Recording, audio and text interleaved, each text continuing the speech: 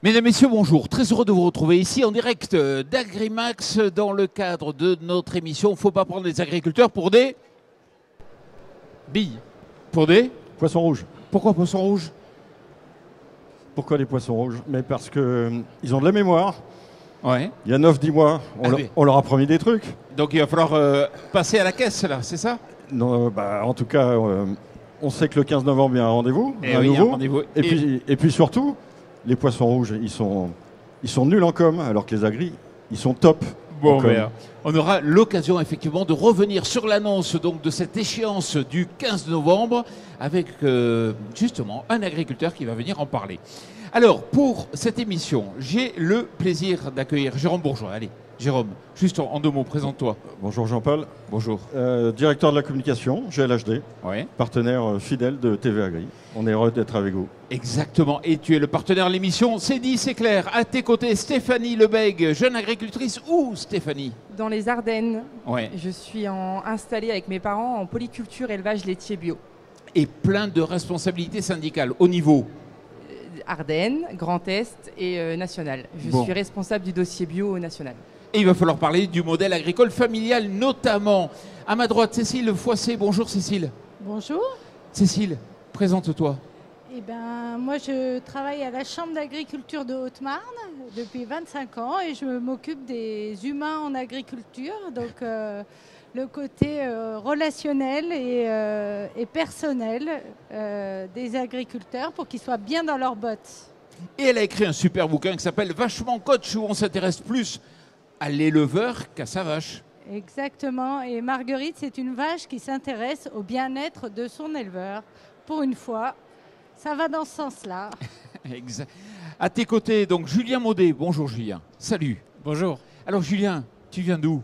Alors moi je suis double actif entre la Mayenne et Paris en production de cidre et je suis aussi consultant en sciences des données à côté de ça.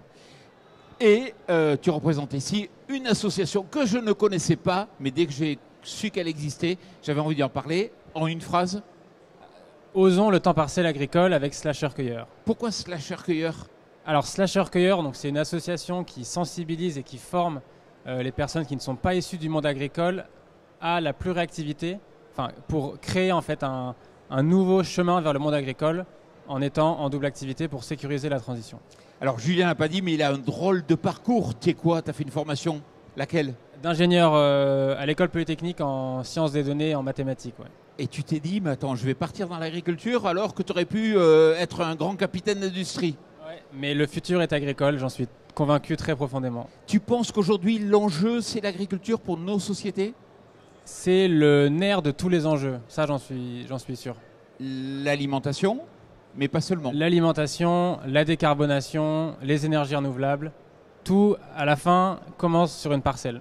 D'accord. Alors le principe, vous allez m'accompagner, vous allez pouvoir réagir aux différents propos des invités, des vidéos que vous allez voir.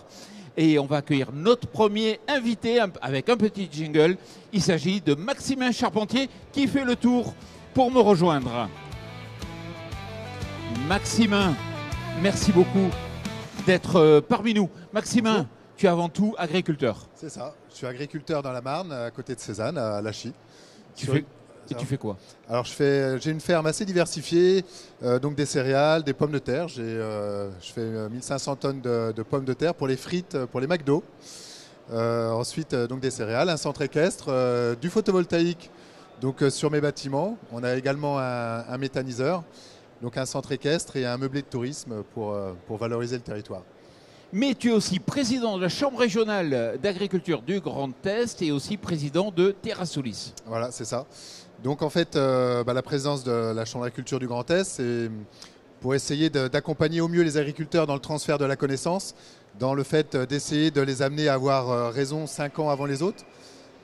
C'est un petit peu l'idée de toujours amener de la connaissance sur les exploitations agricoles, de l'innovation, de l'agilité.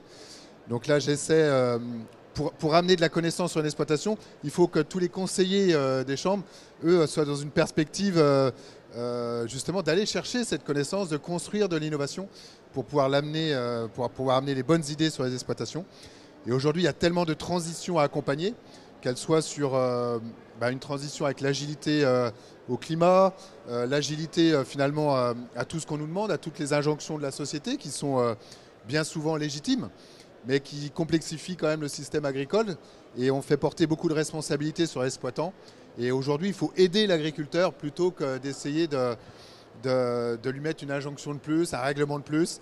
Aujourd'hui, la solution, et je vous rejoins tout à fait, elle passe par les territoires et par ceux qui les font vivre, donc les agriculteurs, mais il faut les aider plutôt que de leur imposer finalement des systèmes tout faits ou des visions dogmatiques. Alors Maximin, je le connais depuis longtemps, il a 1000 idées à la minute, il est toujours en avance effectivement sur les développements. On aura l'occasion d'en parler à la fin de cette séquence, mais juste avant Maximin, en tant qu'agriculteur, on est ici dans le Grand Est, tu es dans la Marne, vous avez mis un coup de pression à la nouvelle ministre et vous dans la Marne encore plus parce que la semaine dernière, vous avez déjà été à la préfecture. Oui, je pense qu'aujourd'hui, le logiciel de l'administration de l'Europe n'a pas changé. Nous, ce qu'on souhaite, c'est qu'il change. On souhaite, et comme je l'ai dit, qu'on aide les agriculteurs et les territoires. Donc l'idée, c'est de ne pas mettre une réglementation de plus. L'idée, c'est d'être agile. Quand vous voyez qu'avec l'année où il tombe 1000 mm, que 75% des nappes aujourd'hui sont complètement pleines, voire débordent, on nous parle encore de gestion de l'eau, de réduction dogmatique de 20%. Non, c'est pas ça. C'est l'agilité. C'est comment est-ce qu'on gère la quantité, la qualité. C'est de la gestion. C'est de la gestion de l'eau. C'est pas à un moment donné, on vous met l'injonction de consommer 20% de moins. C'est pas ça. Donc en fait, ce qu'il nous faut aujourd'hui, c'est dans tous les schémas. Aujourd'hui, on nous dit vous n'avez pas le droit d'épandre de Digesta à partir du 1er octobre. Bon, cette année, il n'y a plus 1000 mm. On a pris 400 mm en septembre. Il fait beau en octobre.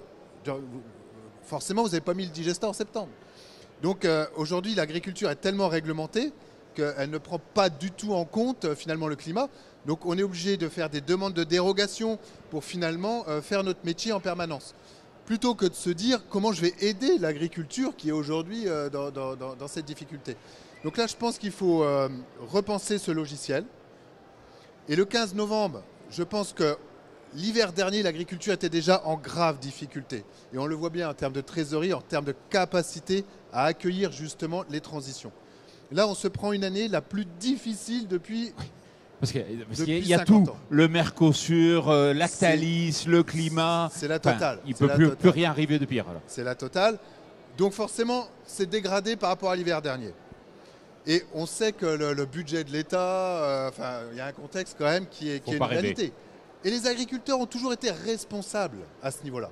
C'est-à-dire qu'on ne demande pas, quelque part, de l'argent qu'on ne souhaite pas rembourser. Ce n'est pas ça le sujet. À un moment donné, nous, on veut être en responsabilité. Et l'agriculteur, il est fier, quelque part. Il ne veut pas aller chercher des subventions pour aller chercher des subventions et en vivre. Nous, ce qu'on veut, c'est que d'une façon structurelle, on amène de la compétitivité à l'agriculture. Et ça, c'est de la visibilité. C'est-à-dire qu'il faut que l'Europe arrête d'être finalement une organisation qui souhaite laver plus blanc que blanc. On l'a vu, on a fait du GATT, du Mercosur, de l'OMC pendant des années. On a voulu être le meilleur élève. N'empêche qu'aujourd'hui, les États-Unis, leur ennemi, c'est la Chine. Ils ont décidé de mettre des milliards de dollars sur toutes les techs sans se regarder finalement des minimis, finalement des droits internationaux.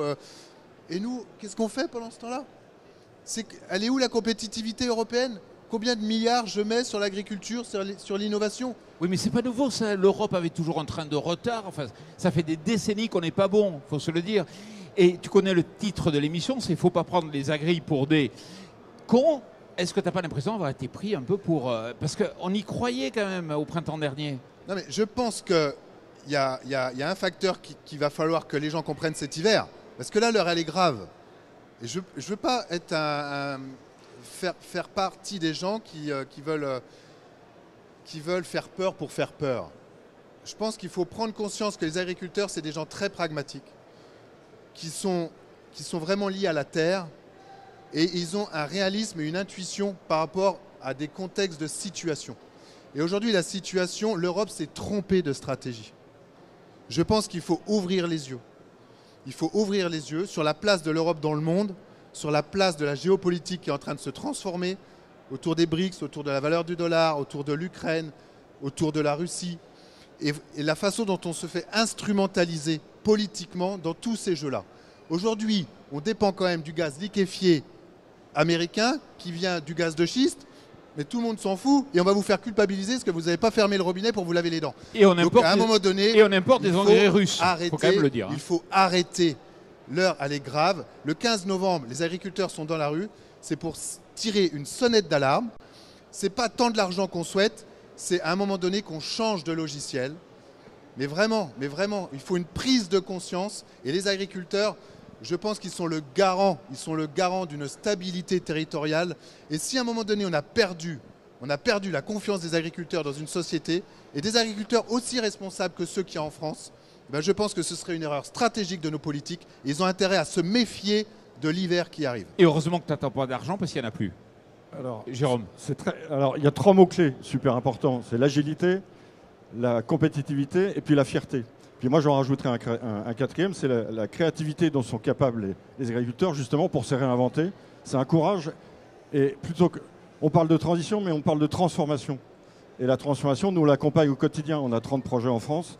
On voit le courage que ça doit représenter. Et il faut faire confiance aux agriculteurs. C'est des chefs d'entreprise. Et parfois, on a l'impression qu'on les infantilise plutôt que de leur faire confiance dans leur propre territoire. Voilà. Nous, on est à leur côté, mais de manière responsable. Julien, toi qui viens de l'extérieur du secteur agricole, le 15 novembre, ça te parle ou tu te dis, non mais ils se trompent de combat? Non, moi, ce que je vois bien, c'est que face à des constats et ces combats-là qui sont l'image que ça donne aussi de la réalité agricole, en face, ça ne va pas donner envie à des gens forcément d'y aller à temps plein, de se reconvertir. Et donc, il faut absolument qu'on règle ces soucis-là pour qu'ensuite, on ait une nouvelle génération qui retrouve de la confiance vers ces métiers et qui aille, quoi. Je pense que tant qu'on n'aura pas résolu ces problèmes-là, on aura vraiment du mal à renouveler les générations. Et donc, il y a une deuxième urgence là-dessus, c'est qu'en fait, la relève, il faut qu'elle puisse suivre, il faut qu'elle ait confiance dans son avenir dans le monde agricole. Ouais.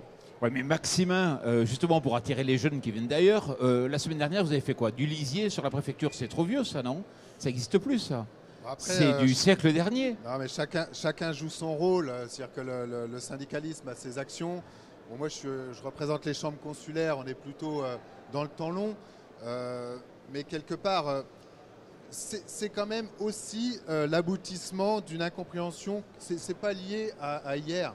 C'est-à-dire qu'à un moment donné, quand vous n'êtes plus entendu ou que vous avez le sentiment que c'est trop compliqué, parfois c'est un peu la goutte qui fait déborder le vase. Et le travail du syndicalisme, il est complexe. C'est-à-dire que quelque part, vous avez quand même une base à entendre, à écouter. Et quand cette base-là, vous ne répondez pas aussi à son attente en termes de réaction, elle vous échappe. Et quelque part, c'est après un monde désorganisé dans lequel, comment vous faites pour passer les messages?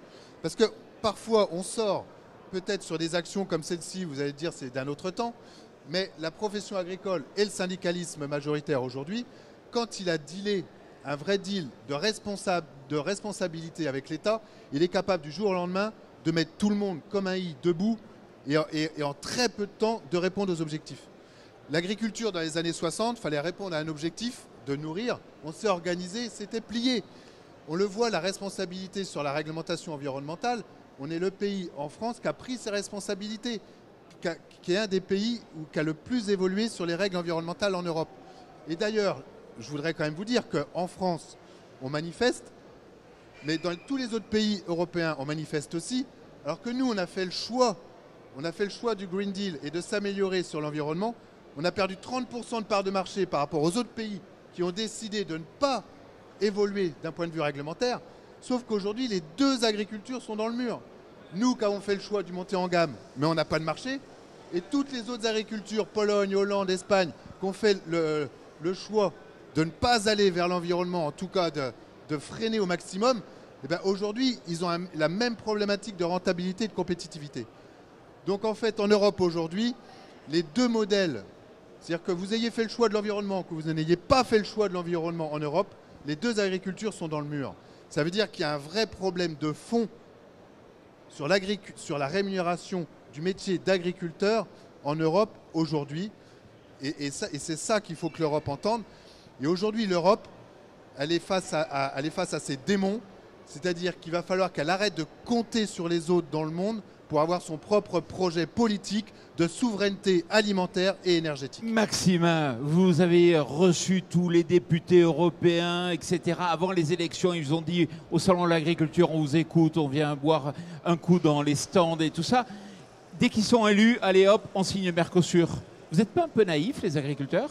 Mais le problème, il n'est pas tant sur le Mercosur. Les 30% de parts de marché qu'on a perdues, c'est intra-Europe. C'est-à-dire que par rapport à il y a 10 ans, c'est 30% de poulets importés. Mais il n'y a pas que importé d'Amérique du Sud, c'est importé de Pologne, importé d'Ukraine. On a perdu 30% de parts de marché sur le porc, sur le maraîchage, sur les fruits et légumes. Ce n'est pas de l'autre bout du monde, c'est intra-européenne, avec des règles européennes qui sont similaires au sein de notre Europe. Le vrai problème, parce qu'on flèche le Mercosur, parce que quelque part c'est très politique. Mais on le voit avec la voiture électrique. Hein. Pas de compétitivité, derrière c'est le cognac, c'est machin. Donc c'est compliqué. C'est compliqué le Mercosur. Et globalement, l'Europe est plutôt gagnante aujourd'hui sur les accords internationaux. Le problème, il n'est pas tant sur les accords internationaux dont on pourrait parler d'une façon spécifique, il est sur la compétitivité intra-européenne.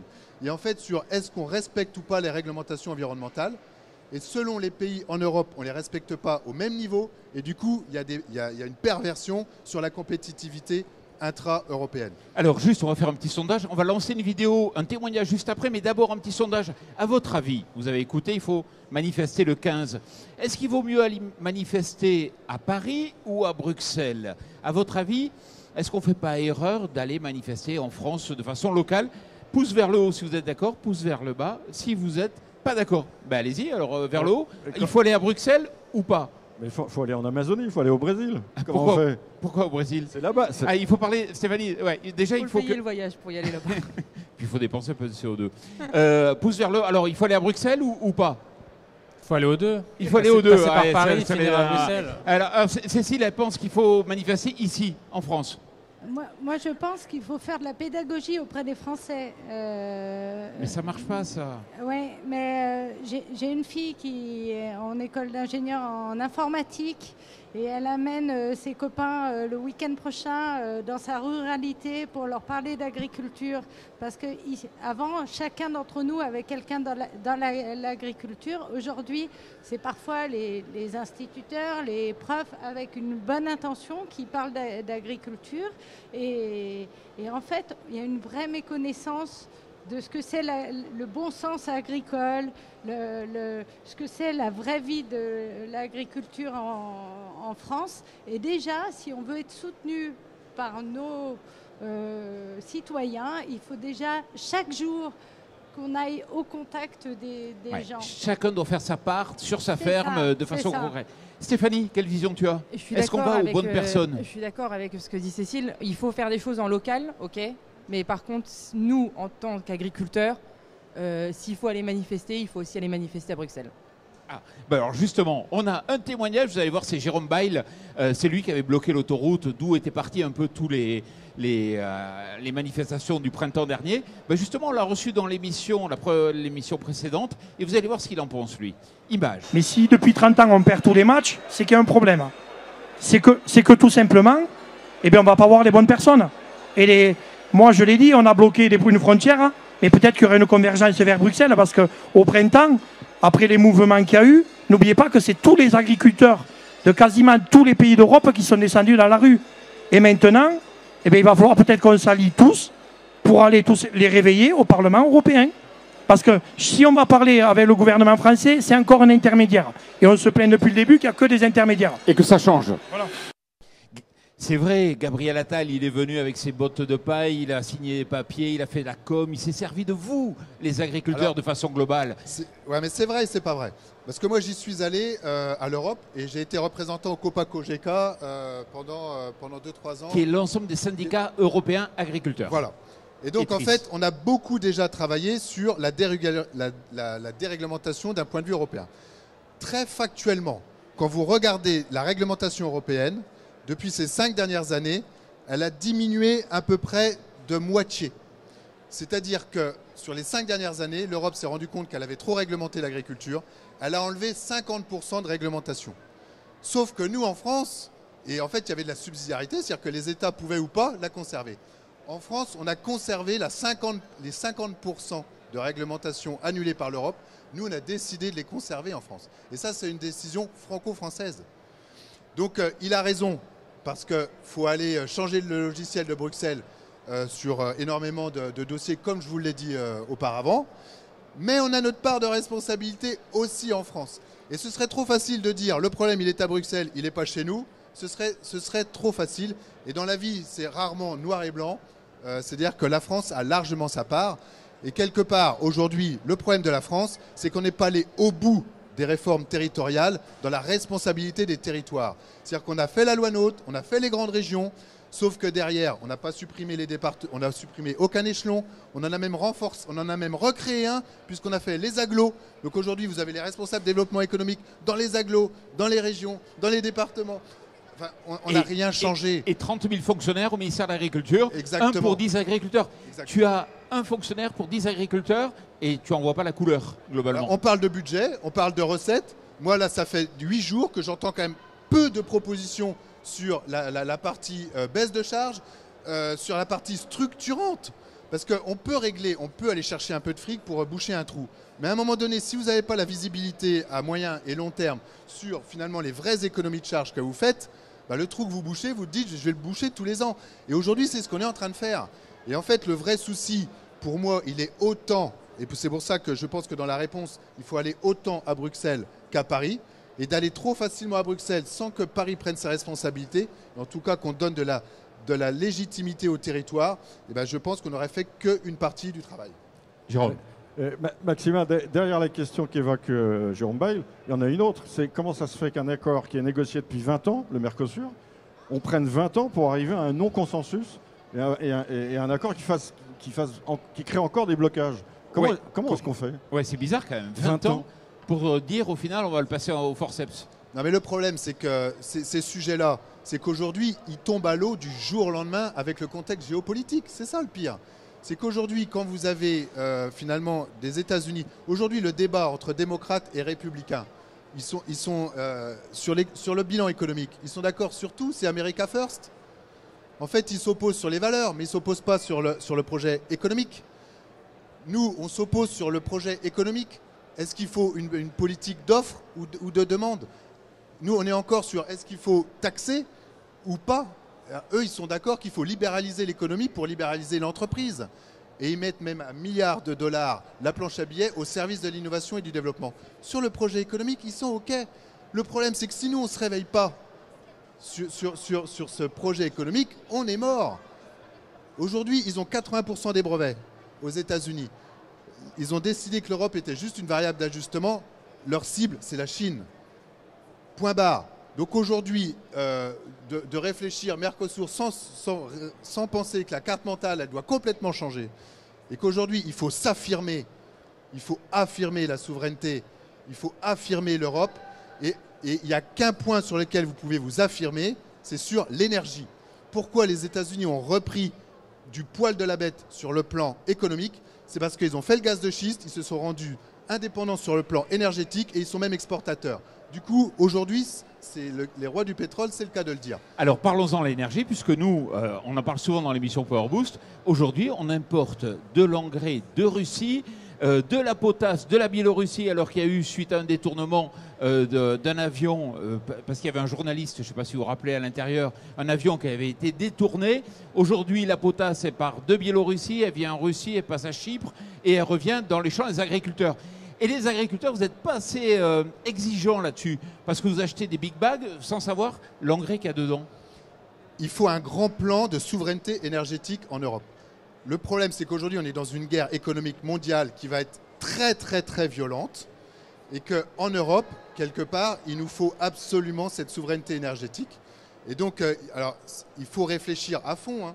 Le problème de la solution de l'agrivoltaïsme, de la méthanisation, de la pyrogasification, de tous les sujets qui peuvent amener les territoires à avoir une certaine souveraineté énergétique. Tant qu'on n'aura pas ça, on n'aura pas de souveraineté politique ni alimentaire. Et la transition est toute faite, puisque justement, tu travailles sur un projet où tu dis, à l'échelle des territoires, peut jaillir de l'énergie. Tout à fait. C'est-à-dire que l'agriculture aujourd'hui est une base de territoire qui est la seule durable dans le temps. Par contre, il faut savoir l'organiser. Et donc, moi, je travaille sur un projet qui veut massifier la production d'énergie sur les sols français. Et aujourd'hui, les sols français, on leur dit il faut faire de moins en moins d'élevage. L'élevage, c'était la matière organique que vous remettiez au sol, c'était le bouclage des cycles, c'était l'évidence. Donc si on nous dit moins d'élevage, moins de matière organique, donc comment on fait pour maintenir finalement la matière organique de nos sols? La méthanisation est une des solutions pour maintenir finalement cette matière organique. Et en fait, à chaque fois que vous maintenez de 0,5% la matière organique d'un sol, vous augmentez de 8 à 9% la photosynthèse de vos sols. Donc il faut absolument favoriser ce maintien de la matière organique, ça c'est la base des sols. Et donc moi je travaille à essayer de recarboner les sols et on va essayer d'investir dans un démonstrateur qui va craquer finalement du CH4, donc du biométhane, pour produire de l'hydrogène et remettre le carbone qui est sous forme de poudre, de le remélanger au digestat du méthaniseur pour que quand on l'épand au sol, on puisse être puits de carbone. Et puis en même temps, mettre en place un schéma de distribution d'énergie pour les citoyens. Alors à terme, on peut aller jusqu'à ça, justement, c'est l'évidence. Où en fait, il faut travailler en circuit fermé et il faut diminuer en fait les distributeurs. Il faut redonner de l'autonomie aux gens, c'est-à-dire pouvoir produire, pouvoir vendre sur un territoire, en B2B, entre les gens qui ont un gisement, entre les gens qui ont un usage. Et je vais vous dire, il y a un mot qui est important pour sauver la planète, si on peut, enfin c'est pas la planète qu'on sauvera parce que c'est plutôt l'humanité sur la planète, mais c'est que la mondialisation, elle a été permise parce qu'on a utilisé du pétrole qui avait zéro valeur, juste la valeur d'extraction et de distribution. C'est pour ça qu'il y a eu la mondialisation. Si on veut décarboner, ça veut dire qu'il faut une énergie qui a forcément de la valeur parce qu'elle est décarbonée, donc elle a coûté cher à produire. Donc cette énergie-là, elle a forcément de la valeur, donc il faut rémunérer celui qui l'a produit, c'est une évidence. Et donc l'ère de la mondialisation, vu que le pétrole n'avait pas de valeur, et ben finalement c'est le distributeur qui a pris la valeur. Et il a pris 60% de la valeur dans la mondialisation. Total. C'est le schéma d'aujourd'hui. Tout ce qu'on a acheté, partout, là, il y a forcément une chaîne carbonée et la distribution a pris 60% de la valeur. Parce que le pétrole vaut rien. Si demain on est dans une chaîne décarbonée, forcément la valeur de l'énergie a de la valeur. Et donc le distributeur ne peut plus prendre 60%. Et donc là, il faut couper forcément le circuit, être plutôt en circuit court et mettre en relation les gens qui produisent et qui ont l'usage sur un territoire. Jérôme, je te donne la parole, mais juste pour bien expliquer, parce que tu as tout en tête, mais ce n'est pas évident. Ça veut dire recréer à l'échelle des territoires à la fois des sources d'énergie, des schémas de distribution, faire que ce schéma de distribution, le total bis, on va dire, soit pris en charge par une structure qui appartiendrait à 70% aux agriculteurs. Voilà, ou à celui qui consomme l'usage. Ou à celui qui consomme, c'est-à-dire que consommateurs et producteurs se mettent ensemble pour être capables de faire une boucle énergétique. Alors, deux remarques par rapport à ça. La première, le pétrole, ça fait partie des énergies qu'on appelle invisibles. C'est-à-dire qu'on en consomme, mais il est produit à des milliers de kilomètres et le citoyen n'est pas dérangé par les raffineries et le processus de production du pétrole. Et aujourd'hui, on dit qu'il faut basculer dans les énergies renouvelables et ça devient une énergie visible parce qu'elle est à côté des riverains, des habitants. Donc, ce qu'on appelle le phénomène NIMBY, Not in my backyard. C'est au bout de mon jardin. Votre projet, il est très bien. Je ne suis pas contre l'agriculture, je ne suis pas contre les énergies renouvelables, mais c'est mieux si vous le faites plus loin. Donc, on réfléchit à beaucoup de choses là-dessus. Et puis, juste un peu de pub pour nous, parce que vous dites la décarbonation, ça passe aussi par l'agrivoltaïsme. La moitié de nos projets, c'est de reconnecter les territoires à la polyculture, élevage, justement, pour recréer un cycle vertueux. Donc, l'agrivoltaïsme représente modestement un moyen possible pour ça. Oui, mais il faudrait y donner du sens. C'est-à-dire qu'en fait, si on fait de l'agrivoltaïsme uniquement pour faire de l'agrivoltaïsme, en fait, ce ne sera pas accueilli non plus. Par contre, si on dit, par exemple, l'intelligence artificielle est forcément va profiter à tous, qu'elle consomme énormément de data, et que du coup, vous dites, nous, on est capable d'accueillir des data centers sur nos territoires et de mettre en lien avec, justement, des champs d'agrivoltaïsme, là, vous donnez du sens, c'est-à-dire que vous apportez une solution de décarbonation à finalement un usage que tout le monde va devoir utiliser. Parce que si vous n'avez pas l'usage et le gisement qui sont en lien, en sens, et bien en fait, vous n'avez pas la solution de décarbonation. Parce qu'il faut donner du sens à la décarbonation. Et en fait, il y a un mot pour passer de la mondialisation à la décarbonation, c'est territoire. C'est-à-dire qu'en fait, la décarbonation, la mondialisation, c'est le pétrole, c'est la mondialisation. la décarbonation, c'est la territorialisation de l'économie. Et donc, on ne peut pas parler de ressources de gisement sans son usage. Et en fait, les deux doivent être liés parfaitement pour avoir du sens au territoire. Ouais, bien d'accord. C'est une émission qui fait du bien, hein, Jean-Paul. Tu vois, elle est top, cette émission. Mais moi, je serais curieux d'avoir l'avis de Julien. Tu as écouté, toi, tu arrives, tu as ta connaissance scientifique. Tu as des data centers, tu les utilises aussi d'ailleurs. Tu carbones pas mal dans ton quotidien, dans les 3 jours ou 4 jours où tu es avec ton boulot principal. Ouais. Explique-nous un peu comment tu vois ça, un tel projet, des boucles locales d'énergie. Non, mais ça fait sens. Et moi, d'un point de vue très personnel, ça me fait me dire aussi que ça valide un peu ce que j'avais, qui était plus sous une forme d'instinct ou de compréhension, forcément beaucoup moins approfondie que la vôtre. C'est que c'est le nerf de tous les enjeux du XXe siècle, tout ce dont on parle, etc. Là, ça a été brillamment exposé. La solution, elle va être agricole, point. Et ceux qui pensent autre, ils sont encore dans l'ancien logiciel de mondialisation, on glisse sous le tapis tout ce qui nous dérange, etc. Et je pense que qui dit projet de territoire, on va visibiliser toutes ces chaînes de valeur-là. On va comprendre, ça va forcément... ça va déranger parce que on aimerait bien que ça reste invisible et qu'il y ait un tuyau souterrain qui arrive dans le robinet. Donc je pense qu'il y a il y a une acculturation qui va forcément avoir lieu. Ouais. Très très bien. Maximin, merci beaucoup pour nous avoir éclairé un peu sur ce sujet. Et puis on va accueillir notre second invité. Merci beaucoup Maximin. Et à très bientôt. Et on l'applaudit bien fort. Alors à présent, on va accueillir Gilbert Godet qui va nous rejoindre pour nous parler un peu de comment il voit un peu le modèle familial en agriculture. Bonjour Gilbert. Bonjour. Alors Gilbert, toi tu es le caillou dans la chaussure qui oblige à reconsidérer la marche comme dirait Barthes. Sauf que tu es dans l'agriculture, tu as eu différentes missions dans les ADASEA, dans le monde agricole. Et puis sans te vexer, tu as un âge où tu peux tout dire directement. Hein, t'as pas de carrière à faire là. Explique-moi. Je vais faire attention. Alors, donc, vite fait, pour me présenter, je suis médiateur, conciliateur et formateur. Je suis encore très sollicité, donc je travaille beaucoup pour les tribunaux. Donc, j'interviens pour ce qu'on appelle le dépôt de bilan d'agriculture, de la phase amiable. L'idée, c'est d'éviter le redressement judiciaire. Tout ce qui est médiation, j'interviens quand les gens se tapent dessus. C'est-à-dire quand ils sont en société, qu'ils n'ont pas réfléchi à la forme sociétaire qu'ils ont mis en place, ils ont vu que le côté juridique ou économique. Ils n'ont pas vu l'humain. Et puis formation, je fais encore des formations aux agents du ministère de l'Agriculture. Donc je les déforme. Les 30 000 là. Reprenons la question. Oui. Le modèle agricole est-il mort ou, soyons positifs, est-ce qu'il a encore de l'avenir? Alors ce modèle familial, c'est monsieur, madame, le fiston, la fille, etc. Ça, c'était bien au XXe siècle quand madame travaillait gratuitement, malheureusement, oui. Quand elle n'avait même pas de retraite. Alors, c'est vrai que ça bouge. Alors, je vais faire une petite parenthèse. Suivant le département, on n'a pas du tout les mêmes façons de voir les choses. Je travaille dans la Marne. Le Marnais n'a pas la même vision que l'Ardennais ou le Meusien. J'allais dire que les Ardennais et les Meusiens seront peut-être plus avec une vision familiale. La Marne, on est plus dans une agriculture, j'allais dire productivisme, où la famille n'a pas les mêmes valeurs, sauf dans le vignoble, parce qu'il y a quand même deux choses. Alors, par contre, quand je rencontre les jeunes, parce que je fais aussi des interventions dans les lycées agricoles, j'ai l'impression que ce modèle n'est pas complètement perdu. Les jeunes attachent de l'importance à la famille. Mais ce qui est important, c'est que si on s'installe en famille, il faut faire attention. C'est-à-dire que, est-ce qu'on a le même projet?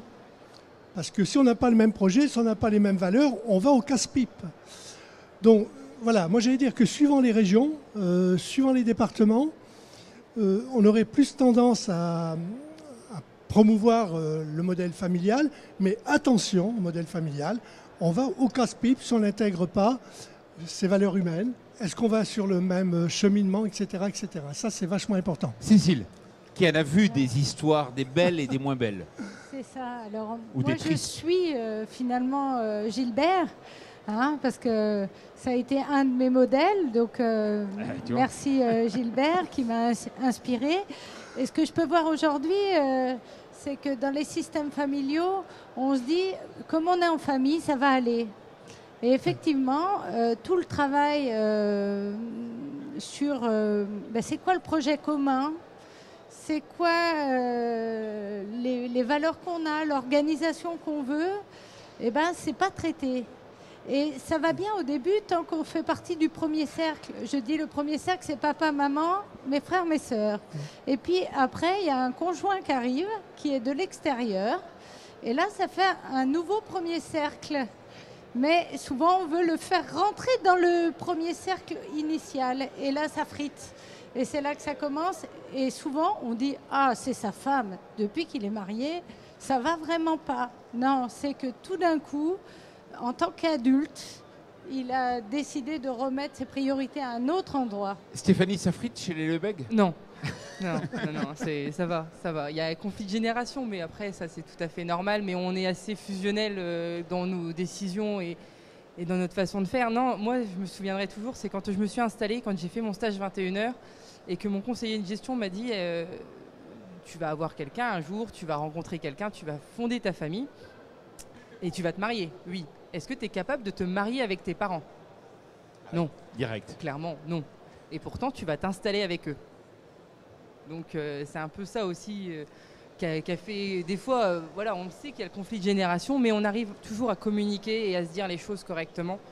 Donc pour moi, le modèle familial n'est pas mort, mais il faut énormément de communication et savoir mettre de l'eau dans son vin, quoi, à certaines situations, quoi. Alors c'est intéressant, mais on va mettre les pieds dans le plat très directement. Moi, je rencontre pas mal d'économistes, de sociologues, etc.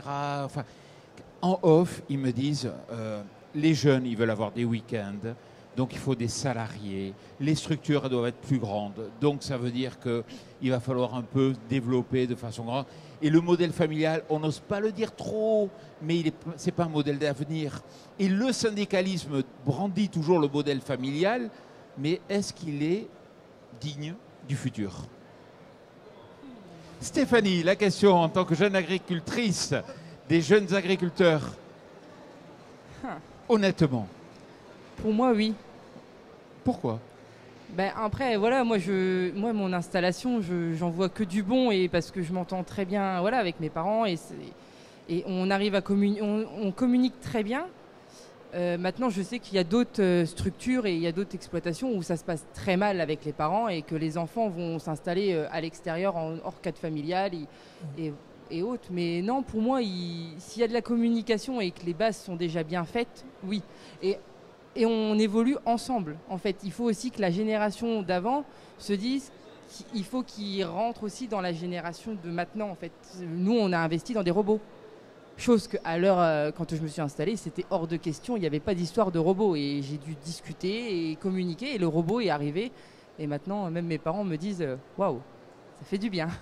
Gilbert, dans la Marne, il y a des montages super grands, complexes. Alors c'est sûr qu'il y a des montages dans la Marne, mais j'en viens toujours. L'approche n'a pas été humaine, elle a été purement fiscale ou économique. Et on va au casse-pipe. Malheureusement, en tant que médiateur, quand j'interviens, voilà, on a passé à côté. Par contre, moi je rejoins une chose.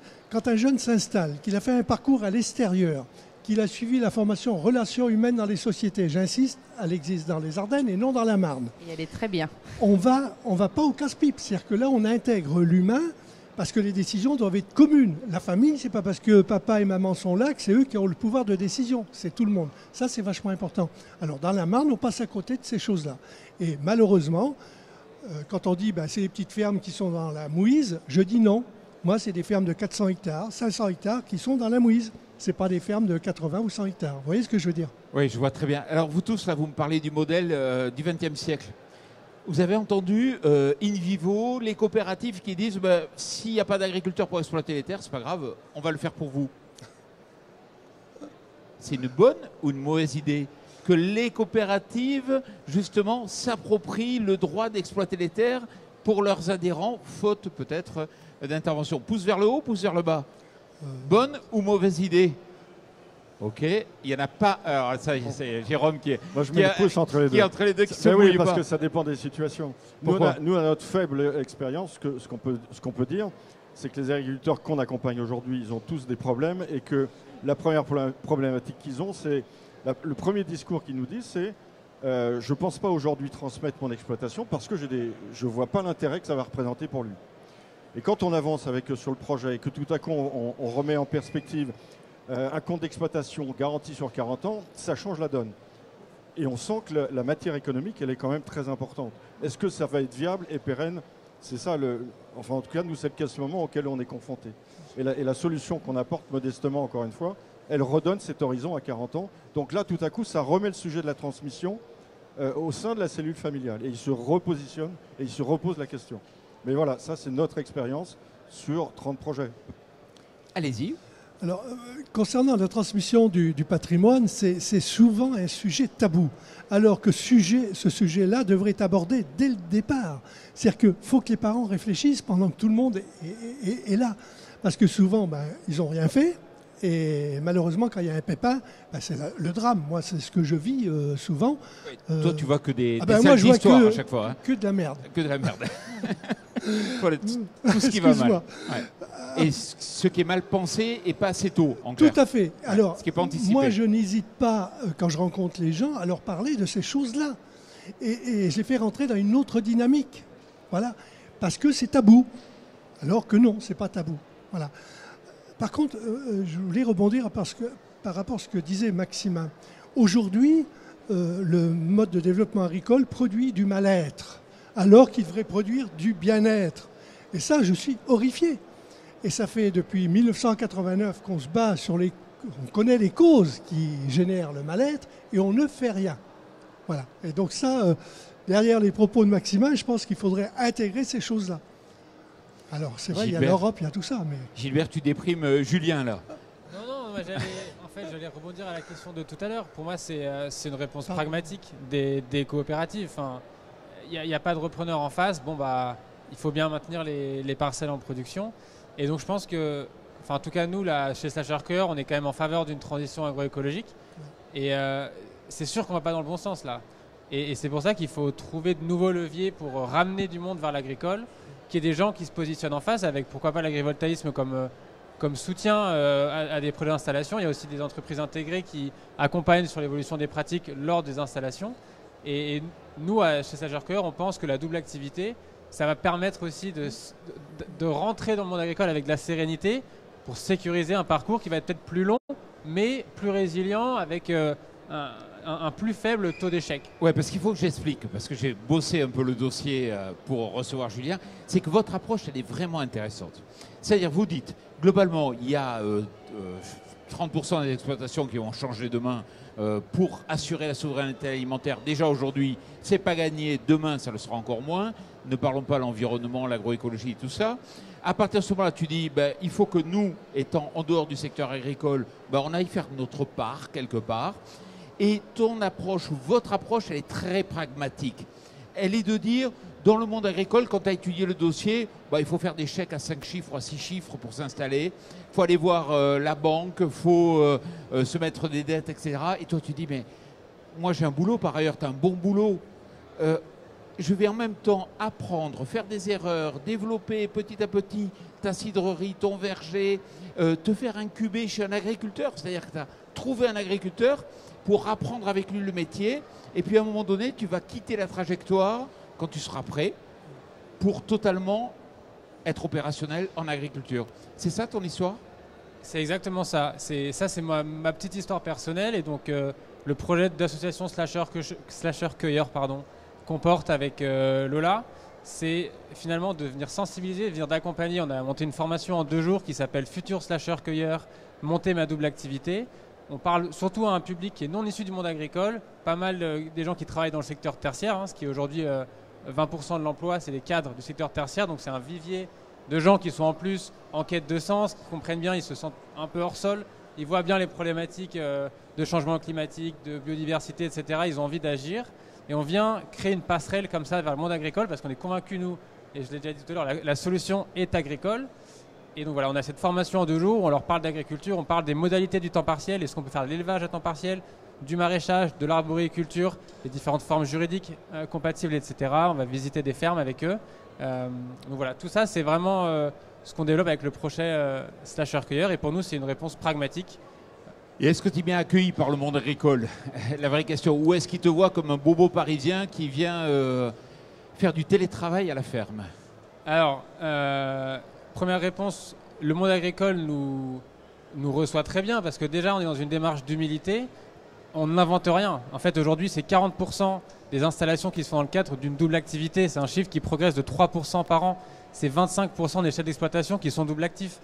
Donc on regarde juste ce chiffre, on inverse un petit peu la trajectoire en disant on va s'en servir pour aspirer vers le monde agricole des gens qui n'en sont pas. Donc en fait on a une démarche qui est très pragmatique et quand on parle aux chambres d'agriculture, etc., à l'écosystème de l'installation notamment, on est pas mal en Ile-de-France pour l'instant, on essaime, mais on leur dit, la finalité, c'est quoi du projet d'assaut? C'est de ramener des gens dans les fermes en salariat à temps partiel, en installation sur des projets à temps partiel.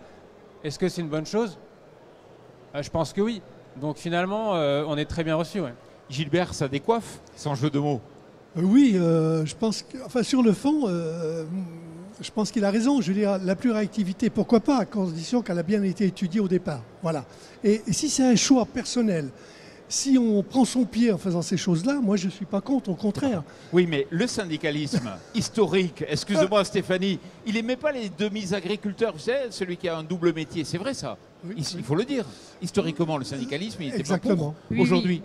Syndicalement, oui, d'accord, il n'est pas. Moi, j'ai été double actif jusque début septembre et j'ai adoré. Et j'ai adoré cumuler les deux en fait, parce que justement j'apportais aussi la vision extérieure à mes parents et eux me l'ont dit ouvertement, c'est agréable de pouvoir discuter avec quelqu'un qui n'a pas oublié ses valeurs, mais en plus de ça qui nous amène des idées extérieures. Stéphanie, on pourra en discuter pendant des heures, mais on va devoir s'arrêter. On est arrivé au terme de cette émission. Stéphanie, Jérôme, Gilbert, Julien et Cécile, merci beaucoup. Surtout si vous voulez lire Vachement Coach, chronique de Cécile Foissé-Gamon, donc, qui est disponible où, Cécile? Pardon, Auprès de moi. Auprès, directement, voilà, directement du producteur. C'est un livre à compte d'auteur. Donc, c'est sympa, c'est bien illustré par Clé de 12. Clé de 12, qu'un destinateur qu'on avait reçu. C'est un livre très, très bien. Et puis surtout, merci à vous de nous avoir suivis. À bientôt. Merci.